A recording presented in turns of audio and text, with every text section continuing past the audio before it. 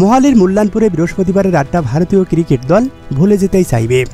5 ম্যাচের টি-20 সিরিজের দ্বিতীয় ম্যাচে দক্ষিণ আফ্রিকার কাছে ভারত হেরে গেছে 51 রানের বড় ব্যবধানে। এই হারের ফলে ভারতের নামের পাশে যুক্ত হয়েছে 3টি লজ্জার রেকর্ড। প্রথমে ব্যাট করতে নেমে দক্ষিণ আফ্রিকা 213 রানের পাহাড়সম রান দাঁড় করে। অবসর থেকে ফেরা কুইন্টন ডিকক করেন 46 বলে 90 রান। পরে ব্যাট করতে নেমে ভারত 162 রানেই অল আউট হয়ে যায়। ভারতের পক্ষে তিলক ভার্মা করেন অর্ধশতক, তবুও তিনি দলকে বাঁচাতে পারেননি।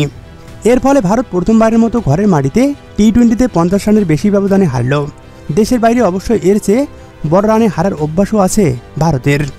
এই ম্যাচের পর টি-20তে ভারতকে 13 বার হারানো দল বনে গেল দক্ষিণ আফ্রিকা। এর আগে সর্বোচ্চ ভারতকে 12 বার হারিয়েছিল ইংল্যান্ড এবং অস্ট্রেলিয়া। এই ম্যাচের ভারতের সব উইকেট তুলে নিয়েছেন দক্ষিণ আফ্রিকার পেসাররা। টি-20 ক্রিকেটে ভারতের বিপক্ষে সব উইকেট পেসারদের নেওয়ার ঘটনা এটাই প্রথম।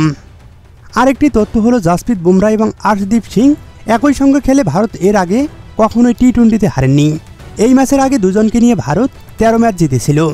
এর মধ্যে ছিল 2024 সালের টি-20 বিশ্বকাপের 8টি জয়।